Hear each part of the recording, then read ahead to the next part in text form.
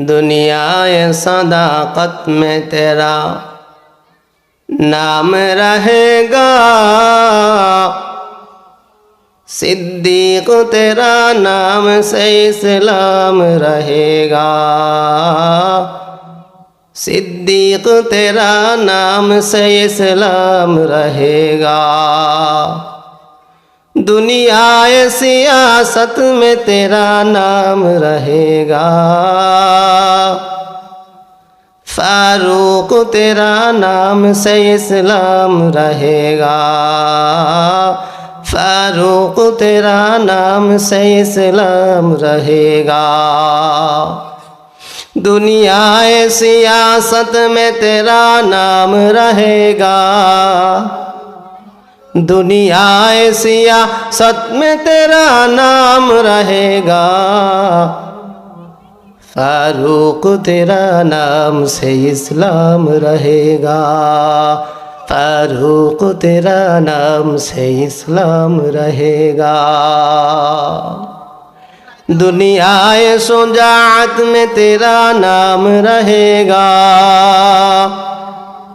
दुनियाए शुजाअत में तेरा नाम रहेगा। उस्मान तेरा नाम से इस्लाम रहेगा।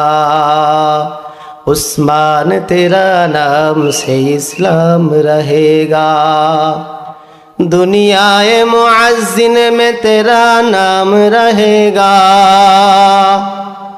दुनियाए मुअज्जिन में तेरा नाम रहेगा। बेलाल तेरा नाम से इस्लाम रहेगा।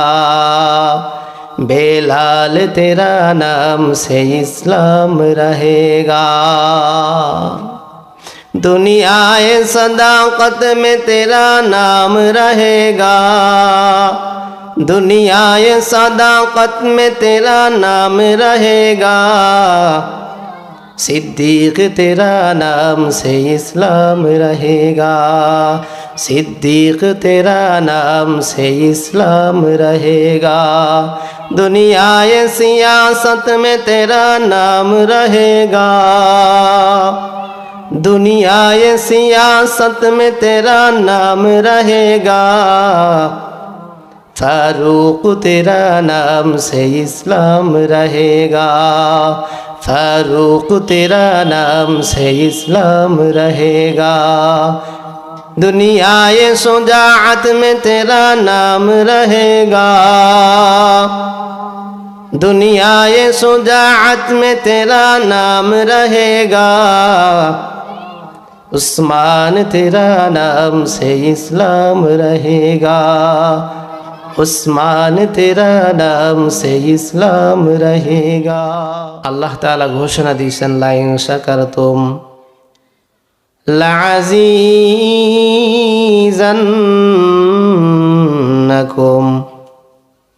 वला इन कफरतुम इन्ना अज़ाबी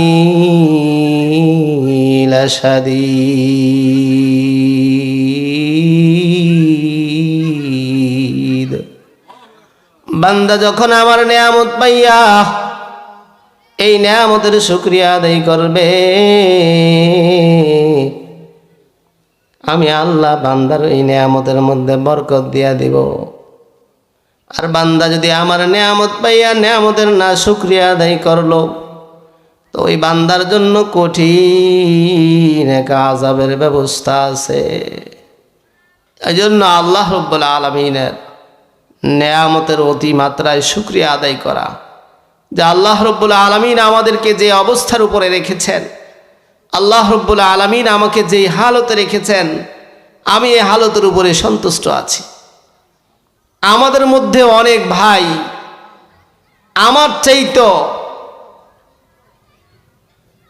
নরম হালতে, আর্থিক অবস্থার দিক থেকে আমার চাইতো নিম্ন, শারীরিক গঠনের চাইতে আমার চাইতো নিম্ন, বলেন পারিবারিক সামাজিক জীবনে আমার চাইতো নিম্ন পর্যায়ের আছে না নাই? বলেন অনেক আছে। তাদের তুলনায় আল্লাহ তাআলা আমাদেরকে অনেক ভালো রেখেছেন। বলেন আলহামদুলিল্লাহ। বলে এই জন্য বান্দা যখন নেয়ামত পাইয়া আমার নেয়ামতের শুকরিয়া আদায় করবে, আমি ওই বান্দার জন্য এক কঠিন পুরস্কারের ব্যবস্থা রাখছি। এই জন্য আল্লাহর শুকরিয়া বেশি থেকে বেশি আদায় করা চাই। আপনি আর আমি এই মাহফিলের মজমায় আসতে পারি নাই, কে আইনা বসাইছে বলেন? আল্লাহ। আপনাকে আমাকে কে বানিয়েছে বলেন? আমাকে আপনাকে কে সৃষ্টি করেছে বলেন? কে আপনাকে আমাকে রিজিক দিচ্ছে বলেন? কে আপনার আমার এই হায়াতের পরে আবার মৃত্যু দান করবেন বল? মৃত্যুর পরে কে আবার জীবিত করবেন? আল্লাহ রব্বুল আলামিন আপনাকে আমাকে হায়াত, মউত, রিজিক সবকিছু আল্লাহই দিচ্ছে। যে আল্লাহ রব্বুল আলামিন আপনাকে আমাকে বানাইলো, যে আল্লাহ রব্বুল আলামিন আপনাকে আমাকে সৃষ্টি করলো, বলে ওই আল্লাহ রব্বুল আলামিনের শুকরিয়া আদায়ার্থে, ওই আল্লাহ রব্বুল আলামিনের এই ঘোষণার পরিপ্রেক্ষিতে আজকে আলমা এই মজমায় এই মাহফিলের ময়দানে আসতে বসতে পারছে। পরে আল্লাহ যাকে চান, যার মঙ্গল আল্লাহ কামনা করেন, তাকে দিয়েই আল্লাহ তাআলা নেক আমলগুলা করে। সন্তানদের মধ্যে যদি বাবার 5টা সন্তান থাকে, বাবা যাচাই বাছাই করে যেই সন্তানের উপরে তার পরিপূর্ণ আস্থা বিশ্বাস আছে, তাকে দিয়েই সবসময়ের কাজগুলা করায়।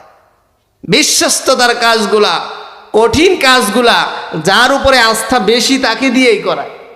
হ্যাঁ, বলে ঠিক অনুরূপভাবে আমার আল্লাহ রব্বুল আলামিনও যেই বান্দাদেরকে বেশি মহব্বত করে, যেই বান্দাদেরকে বেশি ভালোবাসে, যেই বান্দাদেরকে বেশি তার কাছে নৈকট্য প্রাপ্ত বানাইতে চায়, তাদেরকে দিয়েই আল্লাহ তাআলা দ্বীনি কাজগুলা নেন। আমরা অনেকে চেষ্টা করলেও পারি না। অনেক সময় আমাদের নিয়ত থাকে আজকে 5 ওয়াক্ত জামাত তাকবীরুল সারা পড়ব না, এরকম নিয়ত থাকা সত্ত্বেও অনেক সময় দেখবেন ছুটে যায়। হয় কি হয় না বলেন? কারণ সেটা আল্লাহ আপনাকে তৌফিক দেন নাই। হঠাৎ করে একটা জরুরত আইসা হাজির হয়ে যায়, হঠাৎ করে এরকম একটা কাজ আইসা উপস্থিত হয়ে যায় যে আমি আর জামাতে তাকবীরুল ধরতে পারি না। এরকম হয় কি হয় না বলেন? হয়ে যায়। কার পক্ষ থেকে হয় বলে? আল্লাহ রব্বুল আলামিনের পক্ষ থেকে হয়।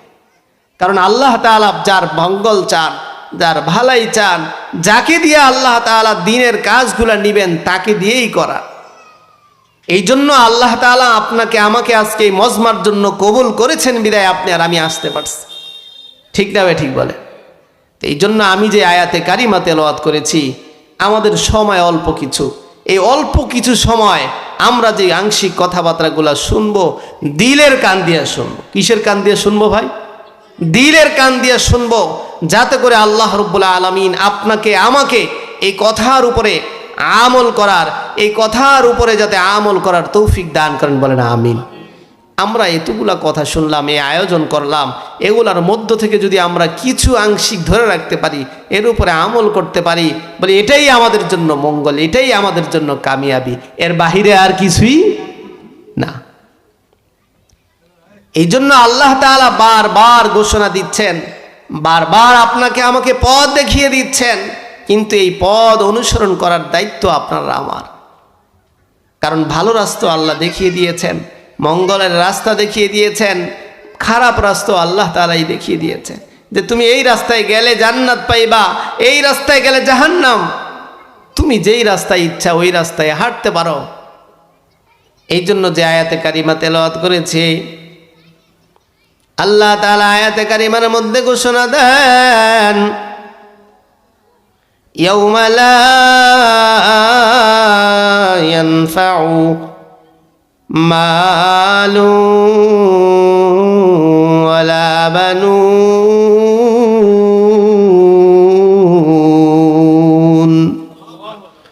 ইল্লা মান আতাল্লাহি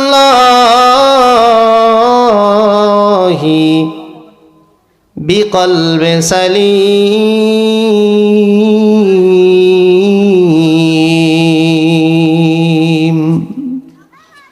আল্লাহ রব্বুল আলামিন ঘোষণা দেন, ইয়াউমা লা ইয়ানফাউ মালুন ওয়ালা বানুন, তোমাদের জন্য এরকম একটা দিন অপেক্ষা করতেছে, তোমাদের জন্য এমন একটা দিন অপেক্ষা করতেছে যেই দিন তোমাদের মাল সম্পদ কোনো কাজে আসবে না, ছেলে সন্তানও কোনো কাজে আসবে না। ইল্লা মান আতাল্লাহি বিকলবি সালিম, তবে কি কাজে আসবে? বলে ইল্লা মান আতাল্লাহি বিকলবি সালিম, পরিমার্জিত একটা কলব, পরিচ্ছন্ন একটা কলব। হে বান্দা, তুমি আমার কাছে যদি পরিমার্জিত পরিচ্ছন্ন একটা কলব নিয়ে আমার কাছে উপস্থিত হইতে পারো, কাল কিয়ামতের ময়দানে ওই পরিচ্ছন্ন পরিমার্জিত কলবটাই কাজে আসবে। আজকে আমরা দেখেন দুনিয়াতে এই দুই জিনিস দ্বারাই প্রভাবিত হয়ে থাকি, এই দুই জিনিসের কাছেই আমরা বিতাড়িত। আমরা আমাদের জীবনটা ছেলে সন্তান করতে করতেই তো শেষ করে দেই। মাল সম্পদ করতে করতেই শেষ করে দেই, ঠিক না ভাই? ঠিক। মাল সম্পদ করতে করতে জীবন আমাদের শেষ হয়ে যায়। অথবা এই ছেলে সন্তান একটা ছোট্ট এক্সাম্পল দিলে বুঝবেন। এই ছেলে সন্তান করতে করতে আমরা আমাদের জীবনের সব পৃষ্ঠাগুলো উল্টিয়ে ফেলি। আমি আমার এক দাদাকে দেখেছি, মুরব্বী এক দাদা, যিনি হাঁটতে চলতে পারে না, 5 ওয়াক্ত নামাজ জামাতের সাথে পড়তো এবং তাকবীরে উলার সাথে সবসময় মসজিদের কাতারে থাকতেন, চিল্লার সাথীও ছিলেন। তো যখন অসুস্থ অবস্থায় ছিলেন, তো আমি একদিন ওনার বাড়িতে যাইতেছি, তো বাড়ির দরজার পাশেই বড় বড় চাক কাইটা আস্তে আস্তে উঠাইতেছে, অথচ কিন্তু কাঁপে। কি করে? কথা বুঝেন নাই? হাত পা একটু কাঁপে, কিন্তু তারপরও বড় বড় চাক উঠায়, মসজিদেও যাইতে পারে না। তো আমি জিজ্ঞাসা করলাম যে দাদা, এই বয়সে যে কাঁপতেছেন, মসজিদে পর্যন্ত যায় পুষতে পারেন না, কিন্তু এই বড় বড় চাকগুলা যে উঠাইতেছেন কষ্ট করে, কাদের জন্য এগুলা করছেন? কি উত্তর দিছে জানেন? কয় জাদু গোলাইগা। কাগলাইগা, জাদু গোলাইগা। এই জাদুগো জন্যই আমরা জীবনটাকে পার করে দিচ্ছি, শেষ করে দিচ্ছি, ঠিক না বে? ঠিক বলে। বাবার মনের মধ্যে জাদুর জন্য কত মায়া, নিজের জীবনকে শেষ করে দিচ্ছে, তারপরেও জাদুদের চিন্তা ছাড়ছে না। কিন্তু আজকে ছেলে সন্তান বড় হয়ে বাবা মার খোঁজ খবরও রাখে না, ঠিক না ভাই? ঠিক। আর বাবা মা সব সময় ছেলে সন্তান করতে করতে নিজের জীবনটাকে শেষ করে দিচ্ছে, ক্ষয় করে দিচ্ছে। হয় কি হয় না বলেন? তো আমি তাকে জিজ্ঞাসা করলাম, এই জাদুগো জন্য করতেছেন এই শেষ বয়সে? তো বলে না, আর কাদের জন্য করব। কিন্তু এই ছেলে সন্তান যদি মানুষের মতো মানুষ না হয়, এই ছেলে সন্তান কাল কিয়ামতের ময়দানে কোনো উপকারী করতে পারবে না। কারণ আল্লাহ তো বলেই দিচ্ছে। দ্বিতীয় উপকার আমরা যেটার কাছে প্রতারিত হইতে লোভ, সম্পদের পিছুই তো আমরা দৌড়াচ্ছি, ঠিক না বে? ঠিক বলেন। সম্পদ করতে করতে নিজের জীবনকে শেষ করে দিচ্ছি, অথচ এই সম্পদ দুনিয়া তো কিছু কাজে আসলেও সব রকম কাজে আসে না। একটু খেয়াল করে এক্সাম্পল দিলে সহজে বুঝবেন।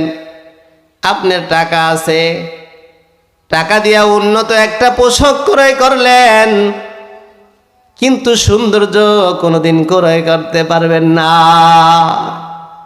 টাকা আছে, টাকার গরমে আমি উন্নত একটা বিছানা ক্রয় করতে পারলাম, আমি বিশাল বড় একটা খাট বানাইলাম, তার উপরে একটা জাজিম দিলাম, জাজিমের উপরে আবার তোষকও দিলাম, তার উপরে আমি আবার ম্যাট্রেসও ব্যবহার করলাম। বলে আমি উন্নত পোশাক ক্রয় করতে পারলাম, উন্নত বিছানাও আমি ক্রয় করতে পারলাম, কিন্তু সুনিদ্রা আমি কোনোদিন ক্রয় করতে পারবো না। পারবেন? বলে আমি, আমার টাকা আছে, অসুস্থ ব্যক্তি, সুস্থতার জন্য আমি চরফেশন গেলাম, বরহানুদ্দিন গেলাম, ভোলাও গেলাম, সেখানে কাজ হইল না। ঢাকা নিয়ে গেলাম, সেখানেও কাজ হইল না। আমি দেশ থেকে বিদেশে নিয়ে গেলাম, সেখানেও কোনো কাজ হইল না। আমি আমার টাকার গরমে আমি দেশ থেকে দেশান্তর হইতে পারবো, কিন্তু আমি বান্দা সুস্থতার নিশ্চয়তা দিতে পারবো না। ঠিক না ভাই? ঠিক। সুস্থতার নিশ্চয়তা দিতে পারবো বলে? আমি টাকা দিয়ে চিকিৎসা করাইতে পারবো, কিন্তু আমি সুস্থতার নিশ্চয়তা আমি কখনো দিতে পারবো না। বলে আমার টাকা আছে, আমি আমার টাকা দ্বারা আমার সাদা চুলকে কালা করাইতে পারবো, আমি আমার সাদা দাড়িগুলাকে কালো বানাইতে পারবো, কিন্তু আমি কোনোদিন যৌবন ফিরাইয়া আনতে পারবো না। পারবো? কারো পক্ষে সম্ভব? এই জন্য এই টাকা দুনিয়াতেই সব কাজে আসে না, পরকালে তো এই টাকা কোনো মূল্যই থাকবে না। বলে এই জন্য আল্লাহ বলেছেন ইয়াউমা লা ইয়ানফাউ মালুন ওয়ালা বানুন, তোমাদের জন্য এমন একটা দিন অপেক্ষা করতেছে বান্দা, যেই দিন তোমার ছেলে সন্তান কোনো কাজে আসবে না, মাল সম্পদ কোনো কাজে আসবে না। তাহলে কি কাজে আসবে? বলে ইল্লা মান আতাল্লাহি বিকলবে সালিম, তবে কাজে আসবে পরিমার্জিত পরিচ্ছন্ন একটা কলব। হে বান্দা, তুমি যদি পরিচ্ছন্ন পরিমার্জিত একটা কলব নিয়ে আল্লাহর কাছে উপস্থিত হইতে পারো, তাহলে তোমার ওই কলবেরই মূল্য অনেক বেশি। এই জন্য পরিমার্জিত পরিচ্ছন্ন একটা কলব নিয়ে আল্লাহর কাছে হাজির হইতে হবে। বলেন সুবহানাল্লাহ। কি কলব নিয়ে হাজির হইতে হবে বাবা? পরিষ্কার পরিচ্ছন্ন পরিমার্জিত একটা কলব, যেই কলবের মধ্যে দুনিয়ার জন্য কোনো মোহাব্বত থাকবে না, যেই কলবের মধ্যে রব্বে কারীম আল্লাহ রব্বুল আলামিনের মোহাব্বত থাকবে। বলে বান্দা যখন গুনাহ করে, প্রতিটা গুনাহের পরিবর্তে তার অন্তরের মধ্যে একটা কালো দাগ পড়ে যায়। বলে দাগে দাগে ওই অন্তরটা সম্পূর্ণ রূপে কালো হয়ে যায়। ফাহিয়া কাল হিজার, তাদের অন্তর পাথরের মতো হয়ে যায়। বলে ওই কালো অন্তর আল্লাহ চান না। বলে আপনি বাজারে গেছেন আপেল ক্রয় করার জন্য, কি আপেল ক্রয় করার জন্য বাজারে গেছেন, দেখা দেখা বালুগুলা ঝুড়ির মধ্যে নিচ্ছেন। হঠাৎ করে দোকানদার তার হাত দিয়ে একটা আপেল দিল, যে আপেলের মধ্যে হালকা একটু দাগ ছিল, আপনি নিবেন?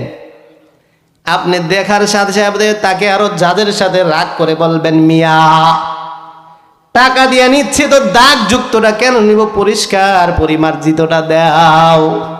ঠিক না ভাই? ঠিক। আমি টাকা দিয়ে নিচ্ছি তোমার কাছে, তুমি আমাকে ময়লা যুক্তটা কেন দিচ্ছ, পরিষ্কার পরিমার্জিতটা দাও। ঠিক না ভাই? ঠিক। এই জন্য আমরা টাকা দিয়েই দাগ যুক্তটা নিতে চাই না, কিন্তু আল্লাহ রব্বুল আলামিন তার স্বীয় জান্নাতের বিনিময়ে আপনাকে আমাকে এই কলব কিভাবে দিবেন? বলেন কিভাবে দিবেন? এই বলে আত্মশুদ্ধির অনেক দাম, গুরুত্বের সাথে ওলামা একরাম বলে আত্মশুদ্ধি অনেক মূল্যবান এক জিনিস। যখন বান্দা আত্মশুদ্ধির জন্য দৌড়াইবা, আত্মশুদ্ধির জন্য যখন তুমি দৌড়াইবা, তখন বুঝতে পারবা আত্মশুদ্ধি কি জিনিস। বলে আজকে ইচ্ছা করলেই কালকে তুমি আত্মশুদ্ধি পাইবা না। আত্মশুদ্ধি তিল তিল করে করতে হয়, বিশাল সময়ের ব্যাপার।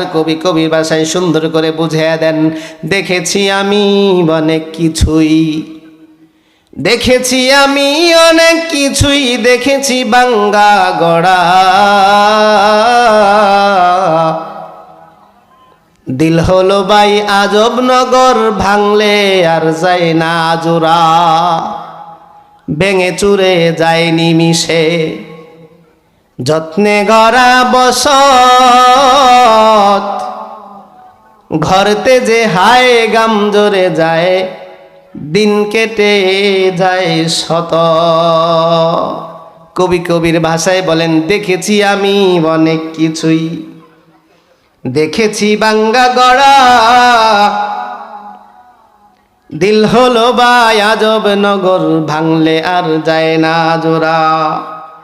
ভেঙে চুরে যায় নিমিষে, যত্নে গড়া বসত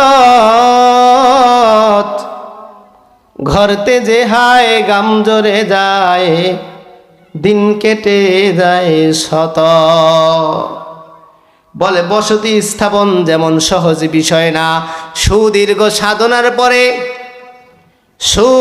সাধনার পরে একটা বসতি স্থাপন হয়, মুখরিত হয়, আবাদ হয়, ততরূপ নিজের জীবনটা পর্যন্ত ক্ষয় হয়ে যায়, শেষ হয়ে যায়। আপনি আর আমি একটু চিন্তা করে দেখেন, একটা বসতি যখন আমরা স্থাপন করি, গড়ি,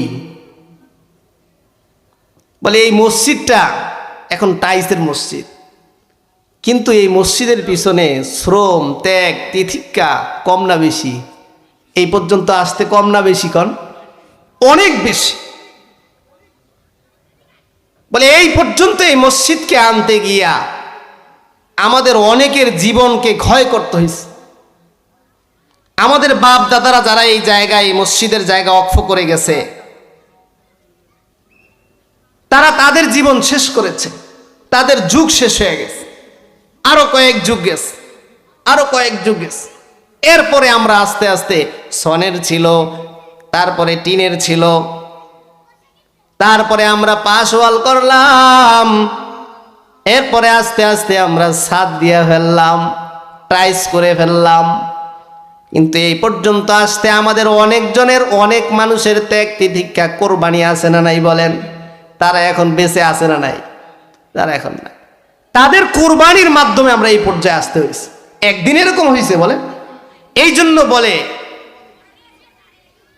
যে অন্তর, এই কলবে সালিম তৈয়ার করতে হইলে একদিনে হবে না, আত্মশুদ্ধি একদিনে তৈয়ার করা যায় না, তিল তিল করে করতে হয়, নিজের জীবনটা শেষ হয়ে যায়।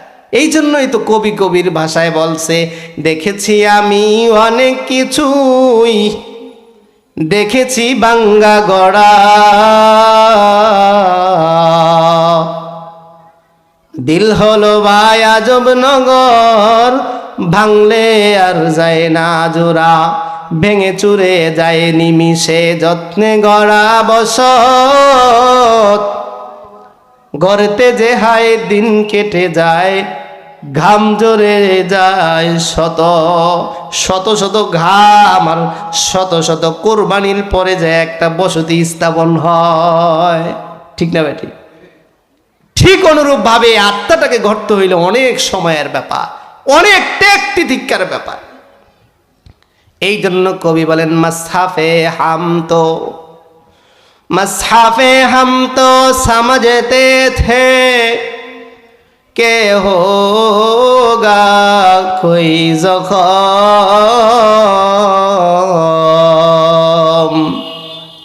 তেরে দিল মে তো বহুত কাম রফু কা নিকালা। এই ভেবেই তো উদাস ছিলাম, কোন জখম হয়তো আছে, এখন দেখি জখম তো নয়, মরণ আমার কাছে। হ্যাঁ, জখম আছে না নাই? নামাজের দাওয়াত দিলে কয় হুজুর আজকে না কালকে যাব, প্যান্টে সমস্যা, ঠিক না বে ঠিক? বলে এরকম জখম জখম কইতে কইতে, সমস্যা সমস্যা বলতে বলতে আমি দেখতেছি মরণ আমার কাছে, ঠিক না বেটি? এই জন্য বলে সময় থাকতে সময়ের গুরুত্ব দাও, সময় থাকতেই সময়কে মূল্যায়ন করো, আর না হয় তুমি তোমাকে ঠিক করতে পারবা না। এই জন্য এই কলমটা যদিও ছোট মাত্রায়, কিন্তু এটার দাম অনেক অনেক বেশি। কারণ এই কলবটাকে বলে আরশুল্লাহ। আমরা বলি বাইতুল্লাহ, আমরা বলি আব্দুল্লাহ, বলি না? আব্দুল্লাহ মানে কি? আল্লাহ বান্দা। আরশুল্লাহ আল্লাহর আরশ। আমরা বলি বাইতুল্লাহ আল্লাহর ঘর। আল্লাহ কি সেখানে থাকেন? আউযুবিল্লাহ, আল্লাহ সেখানে থাকেন না। বরং আমরা এই জন্য বলি যে ওই ঘরের মধ্যে আল্লাহ রব্বুল আলামিনের জাতি নূরের তাজাল্লি হইতে থাকে। বলেন সুবহানাল্লাহ। আল্লাহ রব্বুল আলামিনের জাতি নূরের তাজাল্লি ওই ঘরের মধ্যে হইতে থাকে। অনুরূপভাবে যেই মুমিনের কলব পরিষ্কার পরিমার্জিত থাকবে, ওই কলবের মধ্যে আল্লাহ রব্বুল আলামিনের জাতি নূরের তাজাল্লি হইতে থাকবে। বলেন সুবহানাল্লাহ। এই জন্য কবি বলেন, কাবা হলো আজর তো নয়, ইব্রাহিমের গড়া, হৃদয় হলো মহান প্রভু আল্লাহ তাআলার পারা। কাবা কার গড়া? আর এই হৃদয়টা কার পারা? আল্লাহর পারা। কাবা হলো ইব্রাহিমের গড়া। কাবা কার গড়া বলেন? এই পারাটা কার? আল্লাহর পারা। বলে আমরা গৃহ যদি পরিষ্কার পরিচ্ছন্ন না থাকে, মসজিদে আইসা যদি মসজিদ পরিষ্কার না পাই, অনেক কথা বলি না? বাড়িতে যদি যায় দেখি ঘর পরিষ্কার নাই, মহিলাদেরকে বিভিন্ন রকম কথাবার্তা বকাঝকা করতে থাকি না? বলেন এই জায়গা এখনো পরিষ্কার হয় নাই কেন? কন্যাকে ছেলে সন্তানদেরকে জারাজারি করতে থাকি। বলে অনুরূপভাবে মসজিদে আইসা যদি মসজিদের বারান্দায় ময়লা দেখি, মুয়াজ্জিন সাহেবকে বলি, মুয়াজ্জিন সাহেব কেন পরিষ্কার হলো না? ঠিক না বেটি? বলে ওই আল্লাহ রব্বুল আলামিন চান, যার কলবটা আল্লাহ রব্বুল আলামিনের ঘর, ওই আল্লাহ রব্বুল আলামিন চান তার ঘরটাও যেন একটু পরিষ্কার পরিমার্জিত থাকে, ওই ঘরটাকেও যেন একটু ঘষা মাজা করা হয়। ওই ঘরটা কার বলে? কিন্তু এই ঘরটা নোংরা আবর্জনায় ভরে আছে, কোনো খবর তো আমাদের নাই। আছে বলেন? আমাদের নাই, আমরা উদাসীন। কবির ভাষায় সুন্দর করে বলে, একটু খেয়াল করলে বুঝবেন, মুখের দাগে বিচলিত তুমি, মুখের দাগে বিচলিত তুমি, দেখো আয়না বারে বার।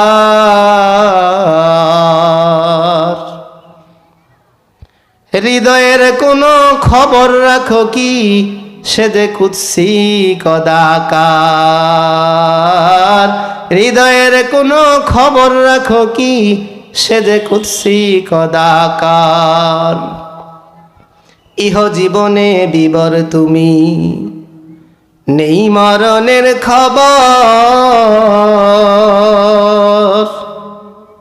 তুমি যে ভাই নামে মুসলিম, কাজেই ইবলিসের দূষর।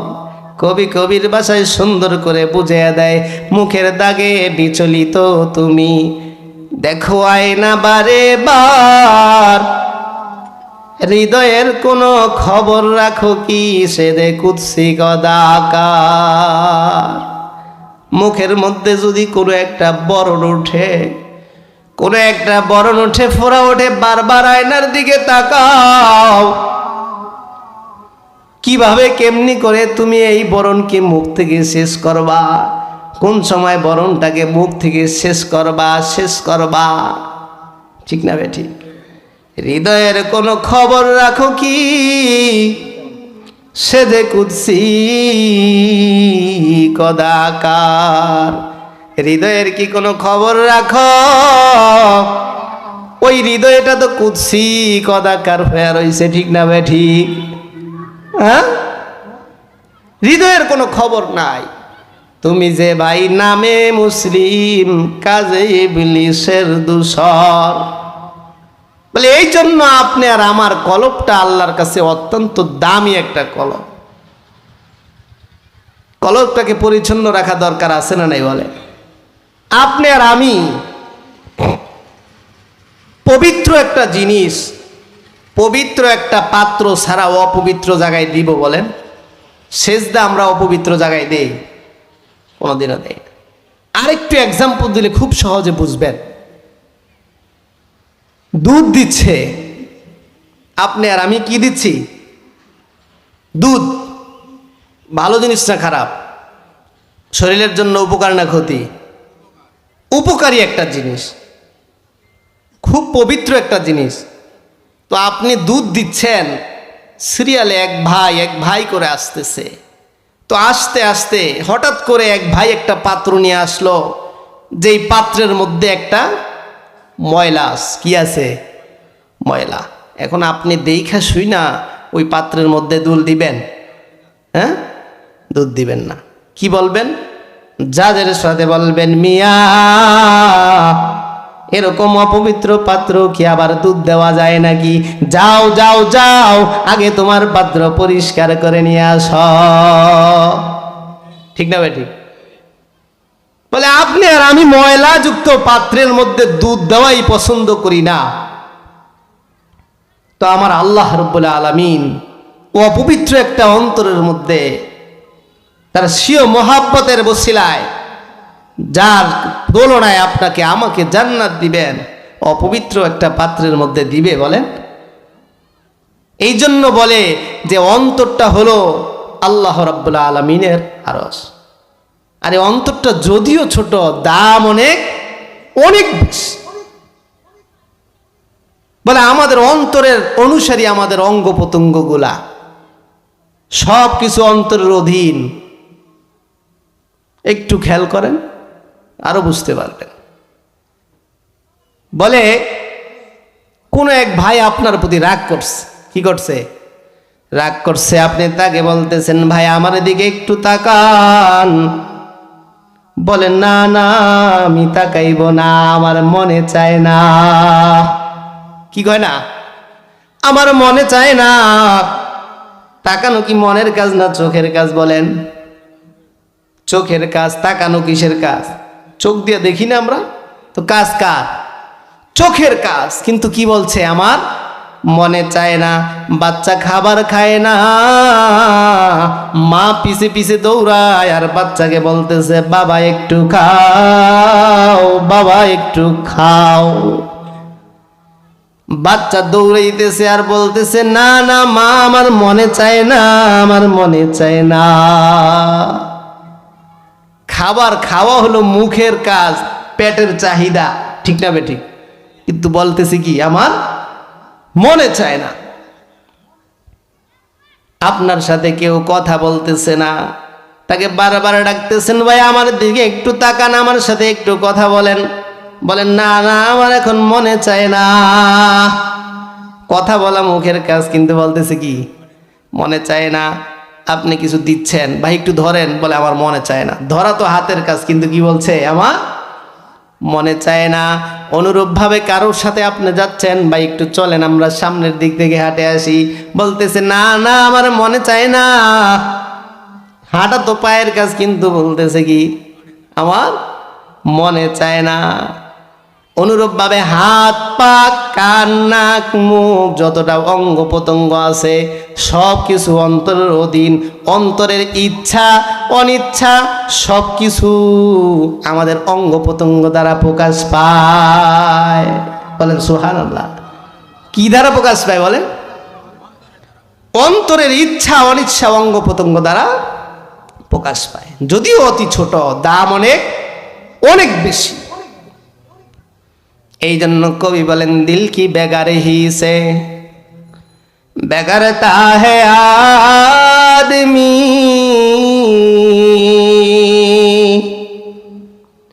और जिसने उसे छोड़ दिया ओ छोड़ गया।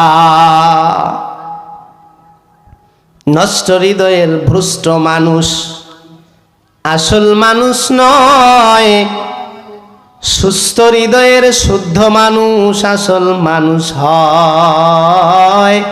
সুস্থ হৃদয়ের শুদ্ধ মানুষ আসল মানুষ হয়। হ্যাঁ, যেই মানুষের হৃদয়টা নষ্ট ওই মানুষটাও ভ্রষ্ট, আর যেই মানুষের হৃদয়টা সুস্থ ওই মানুষটা একটা শুদ্ধ মানুষ। বলেন সুবহানাল্লাহ। মানুষের এই জন্য হৃদয়টাকে সুস্থ রাখতে হবে। কলবটা ঠিক তো সব ঠিক, কলব নষ্ট তো সব নষ্ট। ছোট, দাম অনেক অনেক বেশি। যদিও জিনিসটা ছোট, দাম কি মহামূল্যবান। আর একটু খেয়াল করলে আরো সহজে বুঝতে পারবেন। আমরা শীতকালে আমাদের লেপ তোষক বিভিন্ন জিনিস আদি নামাই, শীত যখন চলে যায় আবার এগুলাকে আমরা একটা আলমারির মধ্যে রাখি কি রাখি না বলেন? ওই আলমারিগুলা সাধারণত আমরা কি করি না, তালাও দেই না, এগুলোর মধ্যে রেখে দেই। আর কিছু আলমারি আছে সামনেও একটা তালা, ভিতরে একটা ডয়ের আছে ওইটাও তালা, ভিতরে আরো একটা সাইড পকেট আছে ওটার মধ্যেও তালা, এরপরও লুকাইয়া রাখি একটা ছোট্ট জুয়েলারি বক্স। কি বক্স? জুয়েলারি বক্স চিনেন না মনে হয়? চিনেন তো প্রত্যেকে। এই জুয়েলারি বক্সটা অনেক বড় না ছোট বলে? অনেক ছোট, কিন্তু এই বক্সটাকে অনেক ভিতরে সযত্ন করে রেখে দিলাম। রেখে দিয়েই ক্ষান্ত হয়ে যাই না। যখন আমরা বাজারে যাই একবার জুয়েলারি বক্সটাকে দেখে যাই ঠিক আছে কিনা। আবার যখন বাজার থেকে ফিরে আসি বাড়িতে আইসা আবার জুয়েলারি বক্সটা দেখি ঠিক আছে কিনা। ঠিক না ঠিক? যদি দূরে কোথাও যাই জুয়েলারি বক্সটা ঠিক আছে কিনা দেখে যাই। দূর থেকে যখন ফিরে আসি আইসা আবার দেখি আমার বক্সটা ঠিক আছে কিনা। ঘরের মধ্যে আগুন লেগে গেছে, আগুন। প্রত্যেকে যার যার জান নিয়ে দৌড়াদৌড়ি ছোটাছুটি লেগে গেছে। ওই কঠিন পরিস্থিতিতে, কঠিন মুসিবতের সময়ও আমি আমার ওই জুয়েলারি বক্সটার কথা কিন্তু ভুলি না। ওই সময় ওই জুয়েলারি বক্সটা ঠিক না ঠিক কন? ওই জান নিয়ে হানাহানি টানাটানি, তখনও পর্যন্ত আমরা জুয়েলারি বক্সের কথা ভুলে যাই না। কিভাবে নিয়ে যাওয়া যায়? ঠিক না ঠিক? কেন বলেন? কেন? দাম অনেক বেশি, দাম অনেক বেশি, যার কারণে এটার কথা কখনো ভুলি না। বলে আমার আল্লাহ বলেন তোমাদের কাছে এমন একটা জিনিস আছে যেটা মহামূল্যবান, মহারত্ন। যদি সেটা ঠিক করতে পারো তো সব ঠিক হয়ে যাবে। এই জন্য আল্লাহ বলে ইয়াউমা লা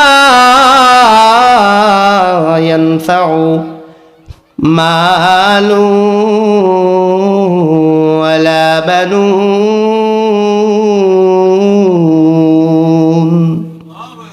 ইল্লা মান আতাল্লাহি বিকলবি সালিম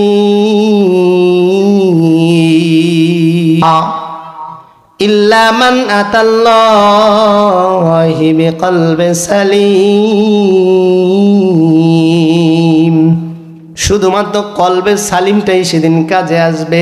পরিচ্ছন্ন একটা কলব, যেই কলবের মধ্যে আল্লাহ রব্বুল আলামিনের মোহাব্বত, আল্লাহ রব্বুল আলামিনের প্রেম, আল্লাহ রব্বুল আলামিনের ভালোবাসা ছাড়া আর কিছুই থাকবে না। এরকম একটা কলব সেদিন কাজে লাগবে। এরকম একটা কলব বানানোর জন্য একদিনে হয়ে যাবে বলেন? কতদিন সময় লাগতে পারে? অনেক সময়, তিল তিল করে করতাম। ভাঙতে সময় লাগে, ভাঙতে একদিন সময় লাগে না, গড়তে অনেক সময়ের প্রয়োজন। এই জন্য কবি কবির ভাষায় বলে দিচ্ছে যে তুমি তোমার প্রতিটা কাজ ঠিক মতো করে আসো। যদি তোমার কাজগুলো পরিমার্জিত পরিচ্ছন্নতার সাথে হয়ে যায় তাহলে তুমি জান্নাত পাওয়া তোমার জন্য সহজ। এই জন্য রাসূল করিম সাল্লাল্লাহু আলাইহি ওয়াসাল্লাম বলেছেন ইন্নাল্লাহা লা ইয়ানজুরু ইলা সুওয়ারিকুম ওয়া আমওয়ালিকুম ওয়ালাকিন ইয়ানজুরু ইলা কুলুবিকুম ওয়া আমালিকুম।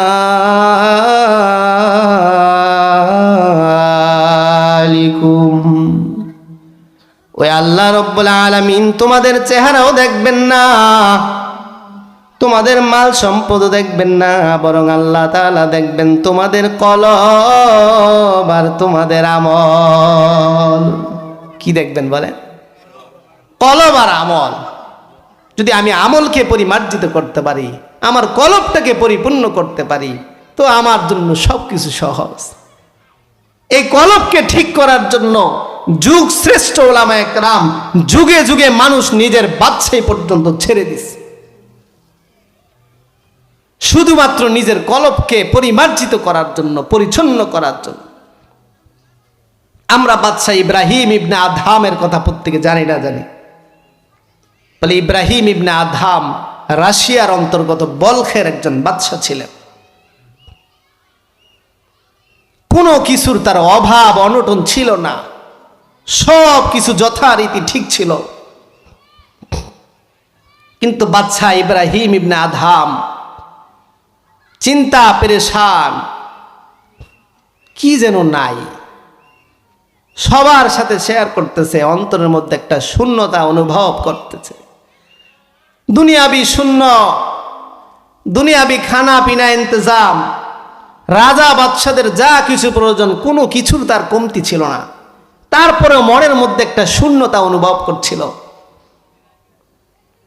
বলে এই শূন্যতা অনুভব করতে গিয়ে তিনি পেরেশান হয়ে গেছে। চিন্তা করতেছে কি যেন অন্তরের মধ্যে নাই, অন্তরের মধ্যে শূন্য শূন্য মনে হচ্ছে। চিন্তা করতে করতে বাদশাহ ইব্রাহিম ইবনে আদহাম ঘুমিয়ে গেছে।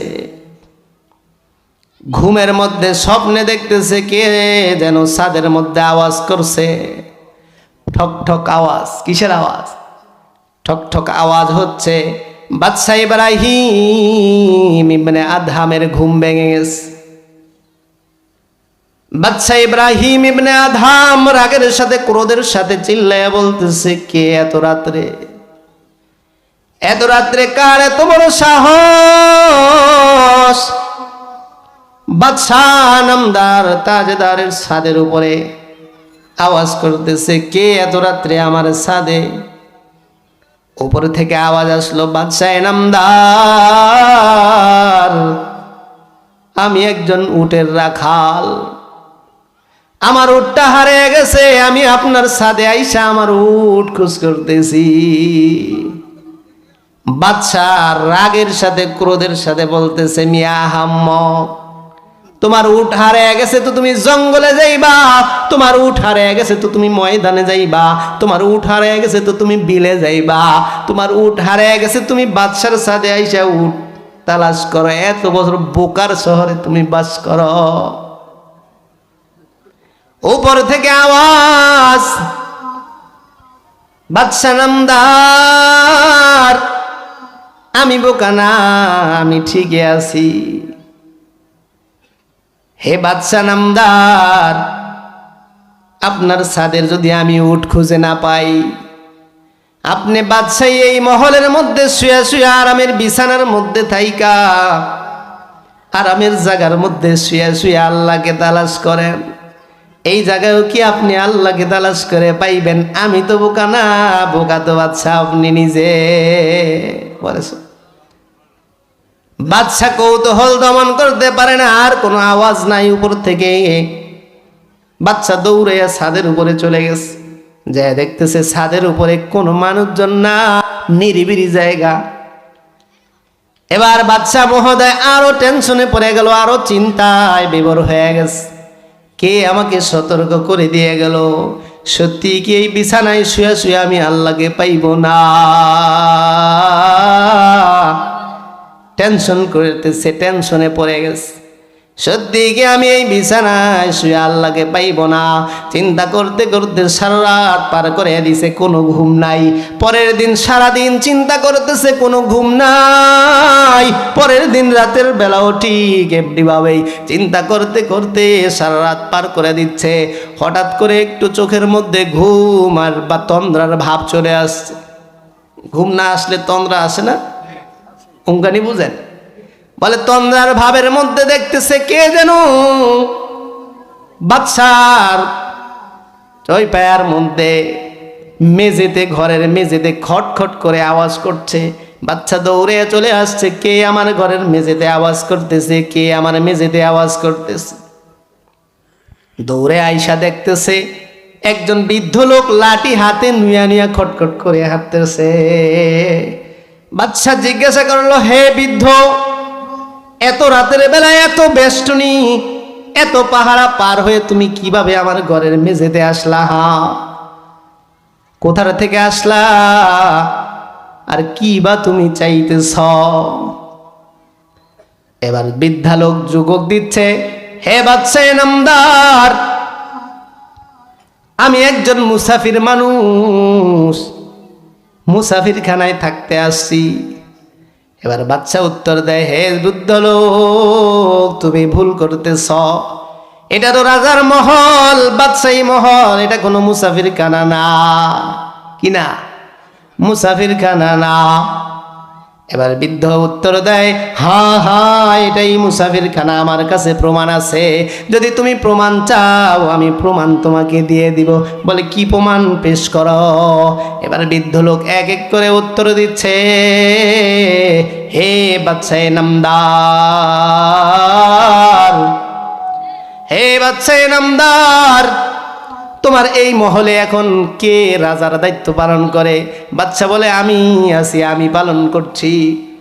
বলে, তো কি হয়েছে? বলে, তোমার আগে কে বাস করেছে? বলে, আমার বাবা, আমার পূর্বে আমার বাবাই বাদশাহী করেছে।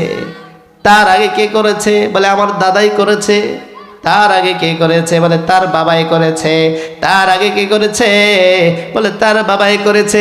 তার আগে কে? তার বাবাই। তার আগে কে? তার বাবা। এরকম ভাবে হইছে। তোমার পরে কে করবে? বলে, আমার পরে আমার সন্তানরা করবে। তারপরে কে করবে? বলে, আমার নাতিরা করবে। তারপরে কে করবে? বলে, তার ছেলে করবে। তারপরে কে করবে? বলে, আমার পরে আমার নাতি, তারপরে তার ছেলে, তারপরে তার ছেলে, তারপরে তার ছেলে, এরকম ভাবে করে যাবে। এবার বৃদ্ধা উত্তর দেয়, তাহলে বোঝা যায় কেউই এই জায়গার জন্য স্থায়ী না। একজন আছে তো চলে যাচ্ছে, আরেকজন আসতেছে তো আরেকজন যাচ্ছে। ঠিক না বেঠিক? বোঝা যাচ্ছে কেউই এই জায়গার জন্য স্থায়ী না। সুতরাং এটাই হলো মুসাফির খানা। এটাই কি খানা বলে?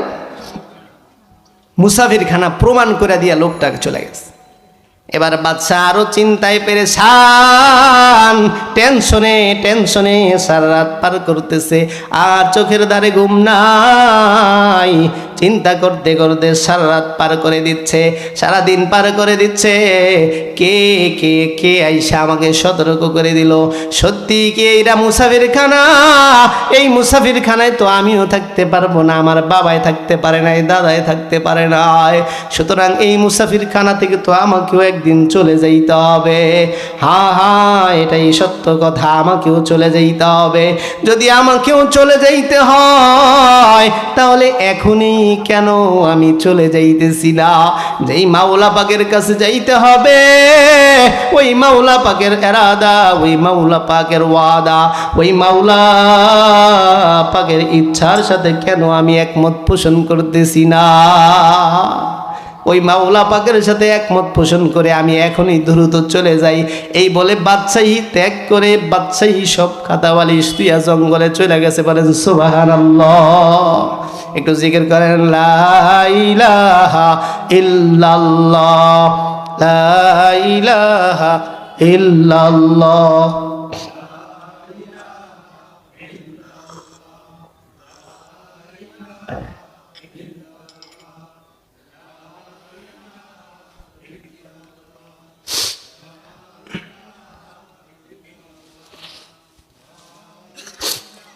ইল্লাল্লাহ, লা ইলাহা ইল্লাল্লাহ, জোরে লা ইলাহা ইল্লাল্লাহ, লা ইলাহা ইল্লাল্লাহ, লা ইলাহা ইল্লাল্লাহ, লা ইলাহা ইল্লাল্লাহু মুহাম্মাদুর রাসূলুল্লাহ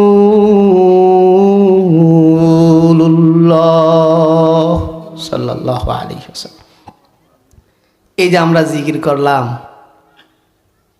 পরে লোহাকে ঘষার জন্য একটা যখন লোহা মাটিতে পড়ে যায়, পরিত্যক্ত জায়গায় থাকে, দেখবেন জং ধরে যায়, ঠিক না ভাই? ঠিক। এটাকে ঘষার জন্য একটা কাগজ আছে না, সিরিজ কাগজ, যখন ঘষে আয়নার মতো চকচক করে। ঠিক অনুরূপভাবে যেই বান্দার কলবের মধ্যে আল্লাহর অনুসরণ, আল্লাহর অনুকরণ থেকে একটু বিতীর্ণ থাকে, দূরে থাকে, তখন ওই বান্দার কলবের মধ্যে একটা ঝং ধরে যায়, কালো হয়ে যায়। বান্দা যখন একটা গুনাহ করে, গুনাহের পরিবর্তে তার অন্তরের মধ্যে একটা কালো দাগ পড়ে যায়। ওই দাগে দাগে এক সময় অন্তরটা কালো হয়ে যায়। বলে ওই অন্তরের জন্য করণীয় ওলামা একরাম বলেন, মাশায়েখগণ বলেন, আত্মশুদ্ধির জন্য অতি মাত্রায় জিকির করো। তুমি জিকির করতে করতে তোমার আত্মা আল্লাহ তাআলা ঠিক করে দিবেন। বলে এই জন্য মাশায়েখগণ বলেন, পাথর খণ্ডের উপরে যখন অনবরত পানির ফোঁটা টপ টপ করে পড়তে থাকে, খণ্ডটা একসময় ছিদ্র হয়ে যায়, ক্রমেই পাথর খণ্ডটা ছিদ্র হয়ে যায়। ঠিক অনুরূপভাবে তুমি যদি আল্লাহর নামের জিকির অব্যাহত রাখব, বান্দা দেখবা তোমার কলবের অজানা সত্যিই তোমার কলবের বাড়িয়ারা খুলে দিবে কে? আল্লাহ। তোমাকে তুমি এমন ভাবে তৈরি করবা বান্দা, তোমাকে তুমি এমন ভাবে তৈরি করতে পারবা, তুমি দেখবা শেষ রাতে যখন তাহাজ্জুদের সময় হয়ে যাইবে, ঘড়ির কাঁটায় এলান বাজার প্রয়োজন হইবে না, মসজিদের মিনার থেকে আজান আসার প্রয়োজন হইবে না, বিছানাই তোমাকে বিছানা থেকে তাড়াইয়া দিবে, ঠিক না বেটি? আরে তুমি যদি ঠিক মতো তাহাজ্জুদের সময় দৈনন্দিন আমলে তুমি লিপ্ত থাকো, সময় মতো দেখবা তোমার চোখ খুলে যাবে, সময় মতো বিছানাই তোমাকে বিছানা থেকে তাড়াইয়া দিবে, বলবে আর তোমার সময় নাই, ঠিক না বেটি?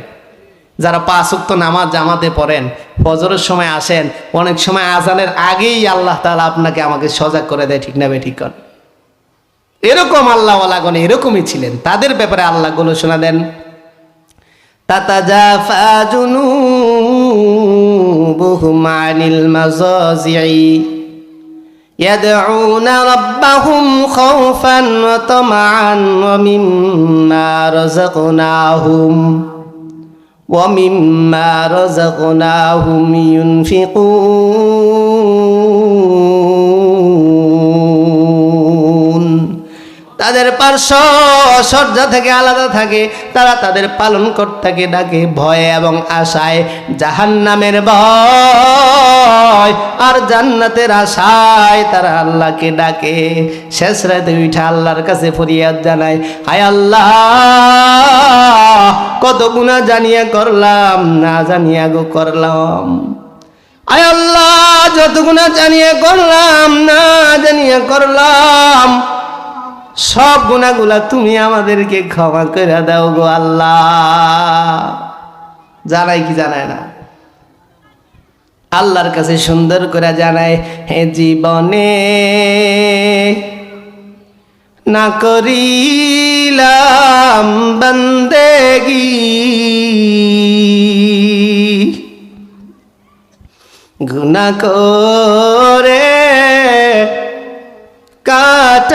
কাটাইলাম জিন্দেগি, গুনাহ করে কাটাইলাম জিন্দেগি, তওবা করে